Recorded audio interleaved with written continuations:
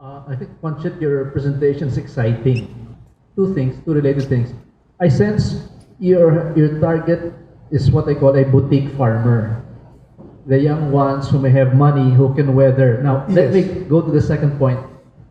Assuming there is a poor farmer, rice farmer, who is excited by what you're saying, can he make money, So it's really meant to be a side crop in his rice farm, but that will earn him more than the rice if course. it bears fruit. Yes, I mean, yeah. because irrigation, weather. So those two things. The boutique farmer is immediate target, and then can we package this, perhaps working with us, so that we can develop a package for the small farmer. Yeah, all a farmer needs is one hot sauce maker. Because if you produce 500 kilos a year on your backyard at 300 pesos, how much is that? 150,000? Is that right? Yeah, Is my math right? yeah. No? Much better than rice. I work for, I don't have a farm of my own, no? I work for high class, clueless landowners. Dati, no? Now, the same, a different guy with the same wife. Gretchen pa rin. Anyway, we have to plant rambutan, etc. So when they go there, they can take pictures, they can pick. But you know what makes money? I just have a plant this big of not the super hot, it's just an Indonesian variety called Chebay Rawit. But every week I get a sack and a half. From that size, Yeah, 400 plants. year round. Yeah. Huh? Yeah. A sack and a half. I go there to Lipa, I put it on a bus and take it home. Because if I take a car, lugi na eh. Di ba? Sa toll pa lang, lugi na. So I take a tricycle to SM Lipa, I put it on a bus, take it home to my place in Makati. A sack and a half, it's not selling for 350, it's only selling for 200. Because I don't want to peddle, I just want people to say, "Okay, Sir Ponchit, mura, 200 lang." So every Friday when I go there, by Saturday, it's gone. A sack and a half is about 65 kilos. 200. Compute, 13,000. But you have to move to the next lot. You cannot use the same land Yeah, twice. And how long does the plant bear fruit? it's 1 year. You can harvest in Yeah, but it will next year you can harvest again. yeah, because Continuous- these ones can grow this big. How many times? Bagyo lang ang kalaban mo dito. Bagyo lang. How many times can you harvest with one plant? Every week. For how long? How many years? Even for a year. Even your labuyo is growing there beside your kitchen. It's been there for 2 years. You don't Continuously, huh? Yeah. But except that, it's the weather, it's the climate. No? That's your kalaban. If there's a typhoon, then you're gone. You have to plant again. And it takes 4 months for the super hot to fruit. The Chebay Rawit that I grow from Indonesia takes 2 months. And then after that, I can harvest 1.5 sacks. 65 kilos a week. That's 13,000. In one, Even the call center, the agent doesn't make that much money. that's in 100 square meters. Yeah, but don't plant rice. Yeah. Okay. We just plant rice, subsidize them for food security. No? This question there. Let's wait for the mic. Can you wait for the mic, please? We will all hear your question. Pasensya na, magulo yung ginaganyan. Kasi pinupulot ko yan sa katotohanan, hindi ko sinusulat yan at magsisinungaling ako. Okay. How do you use the holy basil? You Crush it. Holy, the one that's a little bit furry, no? That's the so crushing it and make it into a paste. Yeah, and then put it inside a Garapon. PET bottle, put a few holes. Those horny fruit flies, male will go inside. Oh, I see. And they will stay there because they think the girl's there. Okay. That's the easiest way to. That's the easiest way to explain it. Yeah. Because we used an Excuse me, excuse me. Can you please repeat that so we can hear the back? Okay. You know, the pheromones work like this. You put a pet bottle, you put a few holes, put the attractant inside. It can be methyl eugenol that you buy from the agriculture shop, or a native basil called holy basil. No? I think it's more sangig.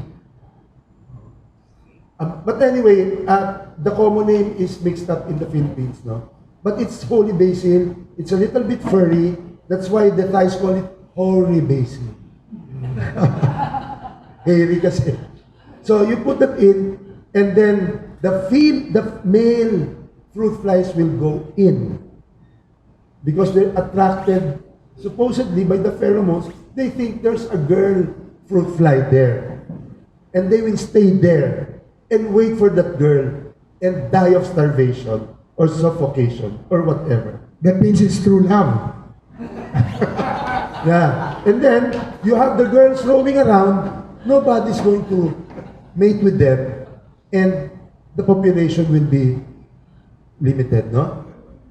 The problem is, when your plants are already infected, it takes 21 days because that's the cycle. No? Kasi na-impregnate na yung mga ibang females eh. So, they will continue depositing those eggs into the fruit. Because we used pheromones before, but what we did was we had water so that when they slip, they get into water and they drown. Pwede rin, but you know, they're so horny, they'll wait for the girl. You don't need to kill them. They will wait and starve there. You know, sometimes in the farm, you know those big gallons of Wilkins? You can fill half of that. Yeah. I tell you, there's more horny fruit flies than people. Do they get their horniness from the chili? Maybe. But you see, they also impregnate the chili, so it's not a good insecticide. Diba? Ano rin sila, no? For us, we try to be as organic as possible, but if not, then we will also use chemicals. You know, you try to eat the best food, the curative powers of herbs, etc. But once you have cancer, you have to have chemotherapy. No? You cannot be holistic. You will as a whole die. No? So, I mean, that's how we do it, no? As much as possible organic. Anthracnose, that's now the fungal problem or bacteria that is a problem of chili. But there is also a fungus that is good for that, no? It's called Bacillus something. I forgot the species. But but we have to import it from Thailand. It's not available here. And to import it from Thailand, you need a permit. So you have to smuggle it in. Can you imagine? You have to break the law to help the people here. Ang sama talaga, napaka-pessimistic ko yung pag-gising ko yata nito araw. So, any more questions? Okay. One. Go ahead. Okay. Just advice from you. Can you use our local chili to make pepper spray for police Yes. military Yes. instead of importing them? Yes. We haven't done it. We should be able to do it. It's so easy. You can go to YouTube. You know how to extract marijuana oil. It's the same. You powderize it and you bombard it with what's the that gas in a can that you use for those small cookers? Butane. You bombard it with butane. Then it goes out. It's already oil. And they say, but you cannot eat that. No, but the butane goes out in the air.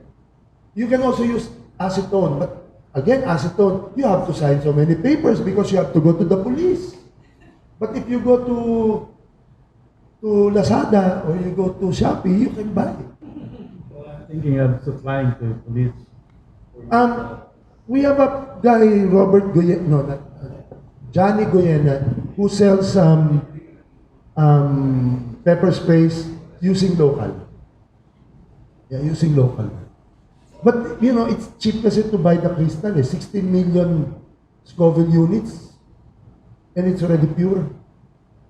I mean, for pepper spray, no? But you can extract from local. Very easy. Just a comment on India's Yeah, okay. producing Go ahead. grenades, chili grenades, Yeah. using the Reaper. Because the super hats really evolved from India, from Assam. The first super hat, that super hat, 650 Scoville units, came from Assam. It's called the Bhut Jolokia. No? And it was imported to the States about 15, 20 years ago. And it became the hottest in the world. Hotter than Carolina. Yeah. Hotter? No, not as hot. But it was the hottest in the world at that time. And then from there, breeding started in the States. You know how people there breed? No? And then they created the Red Savina. They created the 7-pot Jonah and the 7-pot like this. And the big black mama. And all of this, no? And they were hotter and hotter until this came about. So the most valuable would be the Carolina because that has the highest. Yeah, but you know, all these super hats have different flavor profiles. Some of them are fruity, citrusy, they have smoky and earthy flavor. So you also want to go there because you cannot make, a lot of Filipinos make sauces purely Carolina Reaper, but nobody will eat them. It's gonna remain on the shelves pare, yan ang pinakamaanghang dito. O lagay natin sa pizza, 1 drop at the end of that pizza. So you're not going to cry all the way to the bank with that. But a mamacita or a mother's best that has practically not much to eat, you will use 1 bottle in 1 hook. There, that's it. So who makes more money? No, but with 1 drop, you can dilute it with water so you will have more volume. If that's the case, but normally they are very viscous. It's really more for your macho. Okay. A lot of people also plant the chilies because they're nice looking, no? Because they have different shapes and size and colors and whatever. Because we found out that a lot of Filipino men like to garden, but they don't like to plant gumamelas because they might be mistaken for. But anyway, if they're mistaken, they will already soon have their own banyo. No? So, but when they saw these chilies, oh my God, they're also so beautiful. They're so different. They have different colors, and we're still gonna be macho here. So we have a lot of those too. It's a social. You can study everything here. Okay. All right. I've read about you many years ago. You were engaged in a farm in somewhere in Central Visayas and all over. I was just wondering why you are now into this, because this is more profitable than all the other things that you've planted and harvested and researched. I really like chilies, no? When I was young, with my long name, we're poor. Okay? I mean, we're not rich like the others, no? My father's sisters, they're all rich, you know, filthy rich, whatever. When we go out, my father likes to hang out in Coronado lanes to play bowling. He was a national coach. And when we were there, we were given 10 pesos. What can I eat for 10 pesos? The Pancit Canton in the 60s was 9 pesos in Coronado. For it to last, I like to eat. I'll put a lot of chili and black pepper. So you know that 9 pesos will last me an hour. Because it's so hard to eat. So when I worked for the Kuwangkos, I wanted also to plant the chilies. And of course, they had the money to buy the seeds abroad. They had an office abroad. I can just write down. There's no internet yet. I can write down. They look for it, you know. So I planted. So I made the best sinamak in Negros. Except that I cannot export it by plane because the planes will not allow vinegar. But I make a lot, in fact, I was about to lose my job because I was buying old bottles for Sinama and they were Tanduay. And my boss really gave me the thing and said, called San Miguel, and they sent me a big bodega of Añejo Ram, which they discontinued because they lost to Tanduay. But that was what I sold, and it had different kinds of chili. It was beautiful. And then I resigned from them. I worked for the irrigation. I planted my own chili again. We put up a group. I was the 7th in that group. I thought we were just 7. Now it's 27,000. So there are a lot of closet chili lovers around. Really a lot. Yes? Just one trivia. I just met this little girl, a millennial, and she's into chili processing, and she calls her product hot lips. Aba, Beautiful. ang daming ganyan eh. May mga hot mama. Yeah. Oo. Just a trivia. I'll show you one. And this one is a little bit mischievous.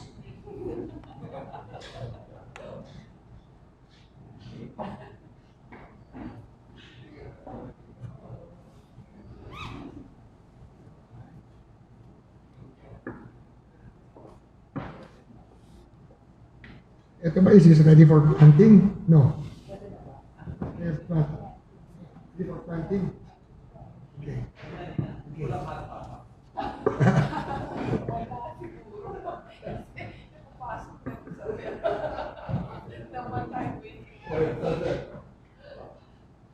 Just a word of warning. Even if you wash your hands, Yeah. it's not going to work. It's still there. You need milk? Yeah. You need milk because the oil gets into the Ito mamo, mother tongue. Translate. Tongue. It's made by a girl named Sarina De Luna. It's mushroom and chili. She sells a lot, no? Mother tongue. Meron din Richard Cranium. Big head. Ano yun? Richard Cranium. Big head. These people in the chili and the chili business are a little bit mischievous. So I shall leave this for those interested to taste or drink home. Sa inyo din. This is my brand. It's called Boy Tonyos. Boy Conyos. Boy Tonyo. Boy Conyos. Because my boss is Tony Boy. So I named it after him. It's Boy Tonyo. There's Bad Boy Tick Boy. He's really the best. No, you could have called it Conyo Kid. Conyo Kid. Yes. Sunlight. Plant it so that everybody will. And then maybe next time, even if I'm not a guest, I will bring you other seeds to plant because there are other really nice. Yes, sir. Yes, sir. Look, if that's all you have to raffle it because I'm not sure if there will be any. She's gonna raffle it. Oh, sige, she'll raffle it, okay? Okay. Right. Yes, sir. Yeah. Okay. Quick question. No? 3 short questions. First, I've been trying that sriracha sauce, which is made in I think Vietnam or Thailand. Yeah. It's very good. No. So I don't know what why we okay. can match that. That's imported Okay. by Doris Ho. Yeah. Right. Number 2 question quickly. Where is the profit? Is it in the making the hot sauce or the planting? Both. And how much do you make? Both. Both with will that. Yes. In this one, normally the cost is 30% of the Alright. selling. The profit. Because the supply side is high. Yes. Mahal sa Pilipinas. For a small processor, the button is already 14 pesos. Ipapadeliver pa sa iyo yan kung bibili ka sa Shopee. And then, a good computer printed label is 750. Ha? Kasi ito, maliit, no? This is 750 silk satin laminated. So for that chili, for example, in 1 hectare, how much do you? 9 million. No, I thought that was what's the average? Or that's the one. No, I'm just telling you that this guy who planted habanero and sold for 350 made 9 million. Now this one is sold for 1,000, even 1,500. Why? Because this is 50 times more hotter, no? Kung yung sa habanero, this is 5 times more. So you're going to use 5 times less or 50 times less. And you can put more flavor because the ratio will be really different. Kasi the Filipinos, the hot sauces here are all flavor. They want flavor. It's not all about heat. Unlike in the States. Johnny Scoville left me with a chocolate bar. It was a white chocolate bar. But when I opened it, it was red. Because it had, according to him, one bar had 18 Carolina Reapers. I said, who's going to eat this? No, you just put it, you just frame it or something. No, but here we want flavor. We really want flavor, so we want to put.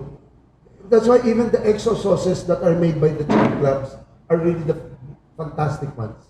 Because it's more the flavor. Filipino likes they call tamis anghang. Okay, what is the best product of tamis anghang? Ah, you mean the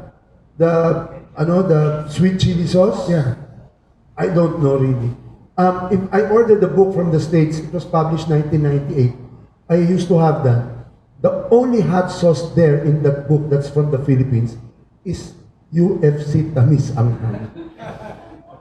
Yeah, I just bought it from Amazon. It's an old copy, but I remember having that, and it was only Tamis Anghang. Okay, go ahead. Go ahead. Easier to dispense What? using that bottle. Is it easier to dispense? Yeah, and it looks like it's poison. This is a Boston bottle. They call this pala Boston bottle. But Okay, a lot go of ahead. them use this. Okay. What about chilies as a health food? Okay. First, the effect. When you eat chili, there's no getting out of the heat anymore, but only the length, no? Because it already sent your brain a signal that something is burning. Okay? And even if you cut that signal, it was already sent.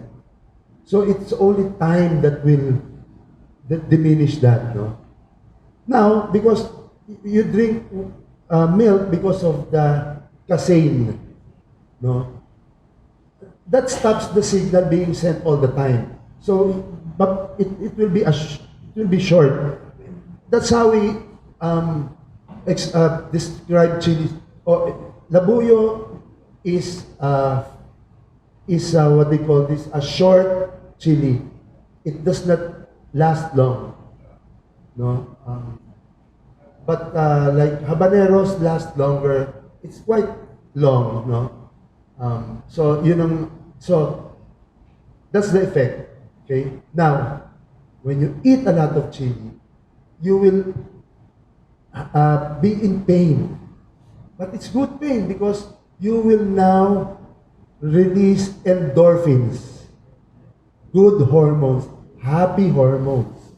You will be happy, for sure. Yeah, you will be happy. It's like a second wind in marathon when you cannot do it anymore. And then all of a sudden you're back again. That's the endorphin rush. This is a legal drug. So that's two. Now, don't drink capsules because no pain, no gain. effect. No pain, no Because gain. It's the effect, it's the pain that triggers the endorphin. Is this documented? Yes. Yeah. Yeah. But capsule does not work. You have to dispel the notion some Filipinos think it causes hemorrhoids. If you have hemorrhoids, it will trigger your hemorrhoids. But if you don't, it's like diabetes. You eat sugar, it's okay. But if you're diabetic, you can't. Okay? But we also, the Thais have tinctures of capsaicin because they use it as massage oil. Not in the red light district because they can touch something else there. But in the legitimate massage parlors there, they have capsaicin oil. Why do you say legit? Because you can't touch you can't touch the thing with capsaicin, my God. Okay, okay, Mr. Blue. Okay, Mr. Yes, sir. Milk is the antidote. Yeah, because of the casein. Okay. I would like you to try something. We're finding a lot of similarity in coconut water. June Del Castillo is making ice cream out of coconut water, okay? And it's just like ice cream. We have a kidney guy here whose father or something did a study and they used coconut water as an intravenous drip, all right? So it seems to have some sort of cells in it that could neutralize. And milk has blood cells in it as well. So the buko juice or the coconut water may be an antidote for this as well. The reason why milk is used is because of the casein. It's a solvent. So it dissolves the capsaicin. By the way, capsaicin is not only one kind. No? There are 5 kinds of capsaicinoids. No? And they have different lengths and different ways of affecting you. But everything is burning sensation. So It's definitely casein. yes, casein is the solvent. So you drink soda, it's just gonna spread it. You drink alcohol, it's gonna be everywhere.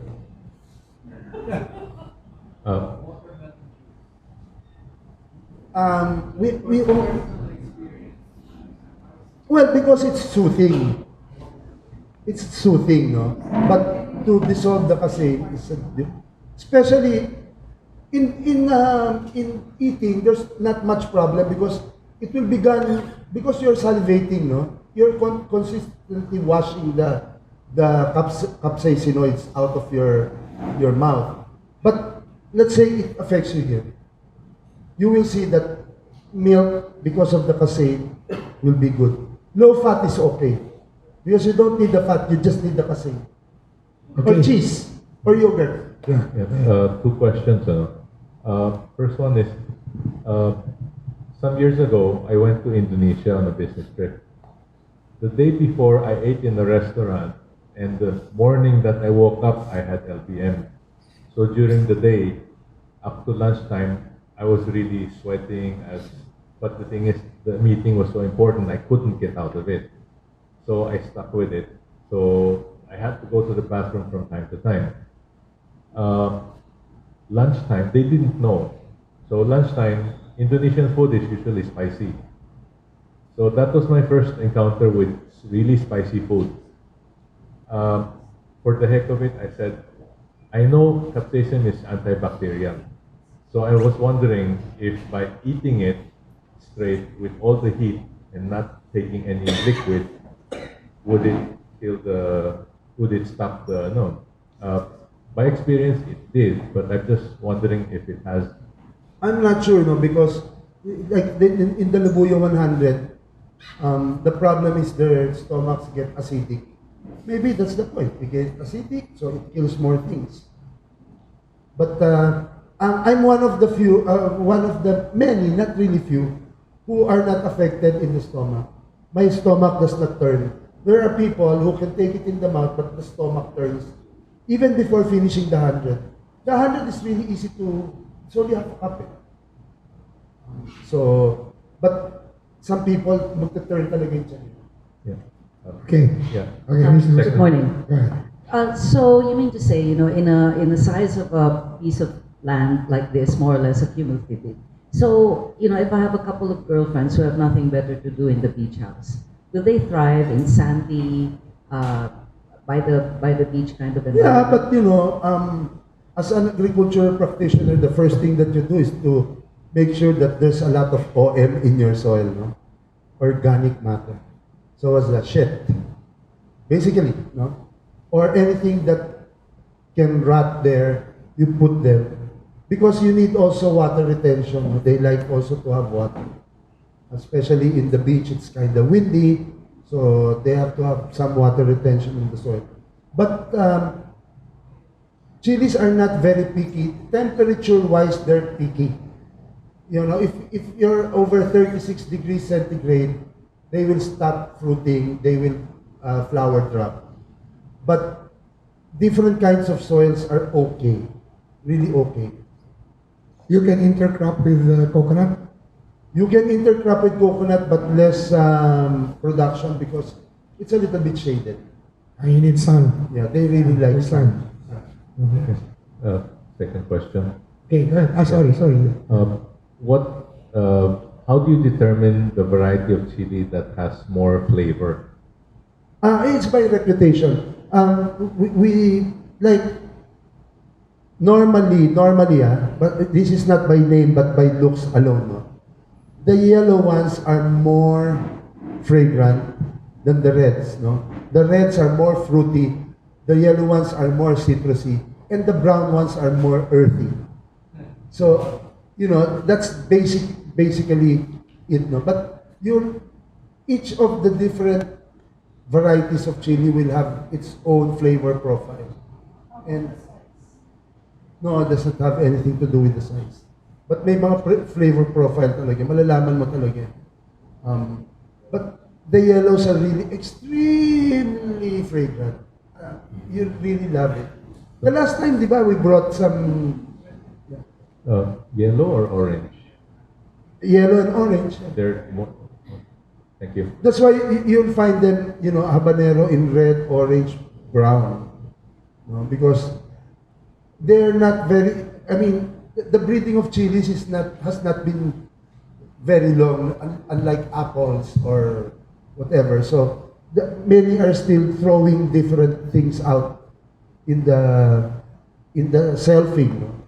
In the inbreeding, it's still throwing many different. The normal Carolina Reaper and the most sought after has a tail. Merong buntot. Yes. Yeah. Quick question. Parang scorpion. Is there an expiry date on the chili sauces? Normally, yes, no? There is still. Okay. Normally, you know, they just put 1 year. But I have chili sauces na 4 years old. They're really masarap. Because most chili makers don't put preservative because it's the pH that preserves them. It has to be 3.5 or below. 3.51 pH. Yeah. So the lower, the more acid.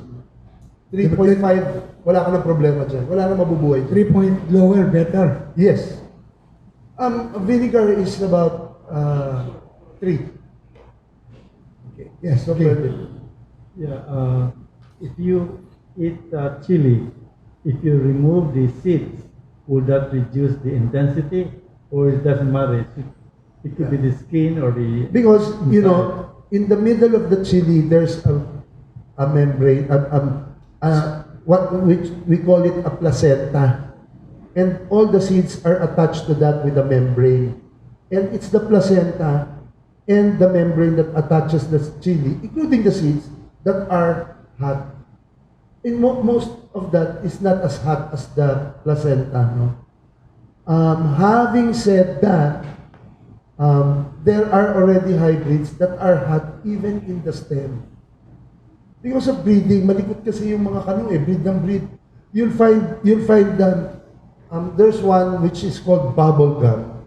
The stem and that thing there, the corolla, is all red, and it's hot. The redder, the hotter. But it's not GMO, It's just breeding. The redder, the hotter, di ba? Not really.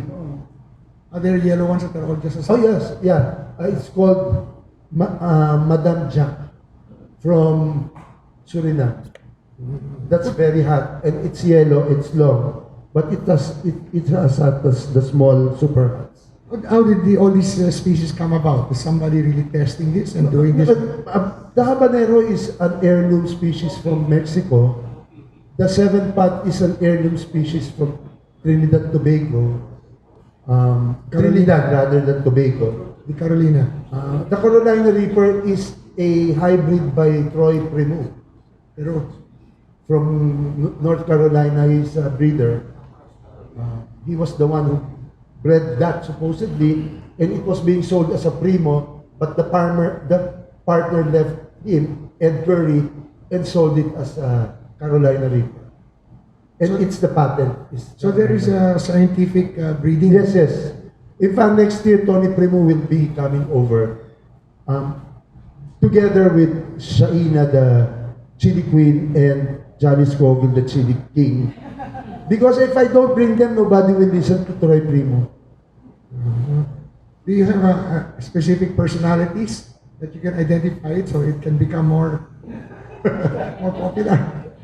So sila yung in fact this year, Shaina would have come over, but they gave me very short notice. I said, for the expense, I'm not gonna get more people in the show. So next year we will be putting them to eat 50 of them. Yes. Okay. The next affair will be April. It's going to be a 3-day affair at the Quezon Memorial Circle. And then, during the rainy season, again in white space. Okay, Mr. Panchot, go ahead. Oh, what's your question? Wala kasi talaga kami, medyo hindi kami, mainstream Kasi wala nagsusupport sa amin. Oh. Like even Mama Sita, they sent us 100,000 pesos worth of goods, but no money. The only one that gives us money is Delimondo because I threatened to kill my niece. No?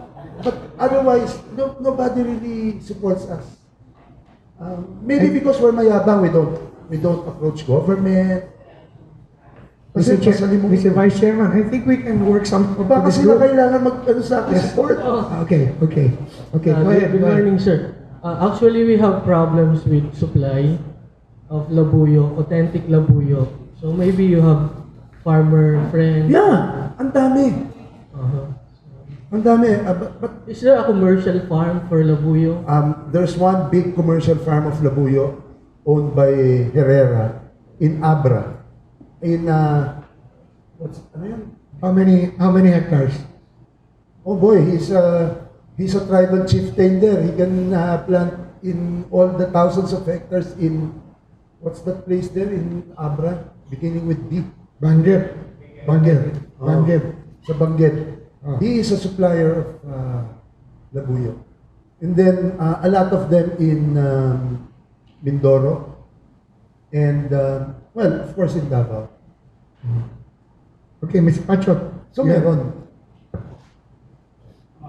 Go ahead. My neighbor in Narcondo give us this labuyo sauce using olive oil, garlic, and some salt. Yeah. So the heat was milder because of the Normally, oil. if it's with oil, it will be higher. Yeah, because the capsaicinoids are oils. So they spread throughout. If you put water, they tend to be in their own molecule. They're just wandering around. But with oil, they're really spread. That's our. But maybe because the Sicilians also do their own chili garlic, no, in those fancy bottles, but they use pepperoncini, which is very mild. Okay. Last question, please. Last question and comment. Just wait for the mic. When it rains, whether it's habanero, jalapeno, or reaper, that's when the flowers get hit and then they drop off. Also, yeah. So it's during rainy weather, they actually will not flower anymore, or the flowers get Yeah, get off. that's why there are people who have greenhouses for them. But the best thing to do is just transfer to Davao and Bukidnon. There's no typhoon there.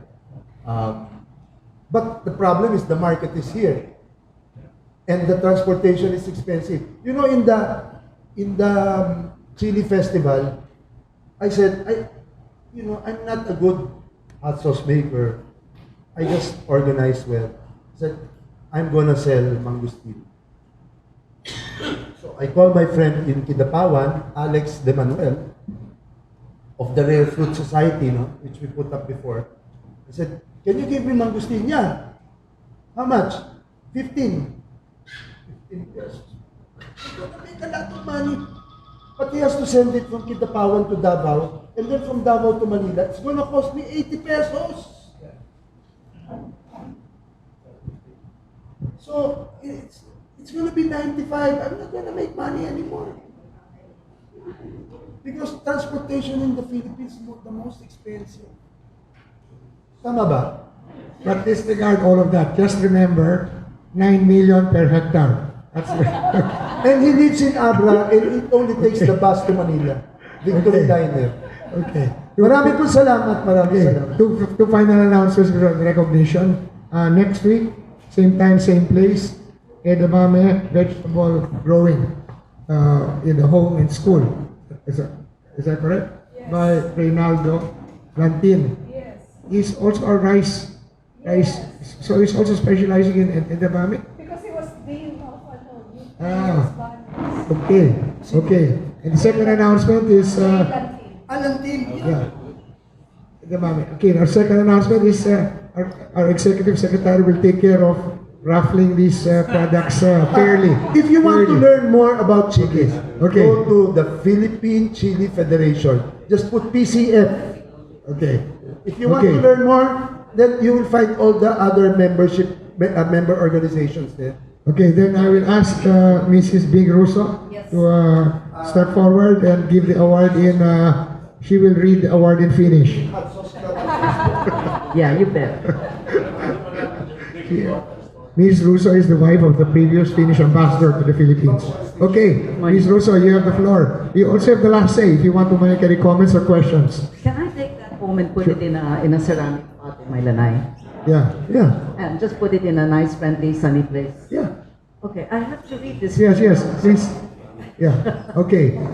Okay, so the Management Association of the Philippines. Please smile because you're coming out on YouTube. The Management Association of the Philippines, AgriBusiness and Countryside Development Foundation, and its special partner institutions, All Transport Network, CSR, CS Foundation, Bounty Agro Ventures, Inc., De Baladad and Associates Foundation, Inc., Friends of the Earth Foundation, Inc., Harvest Agribusiness Corporation, La Peral Heritage Foundation, MFI Polytechnic Institute, Inc., Multinational Foundation, Inc., People's Alliance for Progress, Multipurpose Cooperative, and Philippine-Finland Society present this certificate of appreciation to Mr. Ponchit Ponce Enrile for his invaluable support in the advocacy and promotion of agribusiness and countryside development, and for his commendable and unselfish services rendered to this foundation as today's guest speaker. Given to you on this 28th weekly forum meeting held at the Formation Center, Missionaries of the Child Jesus, Estrella Street Corner, Amapola Street, Guadalupe Viejo, Makati, Philippines, given this day of September 3, September 2019, by Ramon K. Ilusorio, Chair. Maraming salamat. Okay, smile. Okay. But we'll move kasi hindi naman siya still camera. Okay. So I still have a little bit more action to. Okay. A few more tokens of our appreciation. 1,000 in history, men and women who made and changed it. Book written by Ramon K. Ilusorio. More action here. The second book is Different Voyages in Change, Chance and Choice, written by a very young Ramon K. Ilusorio on the cover. Okay. And this is probably one of the favorites. Quantum Mutations, 10 Philosophies for Relevant Change. I'm familiar with this as well by Ramon. Okay, thank you very much. Meeting adjourned. Good morning or good afternoon morning. Okay.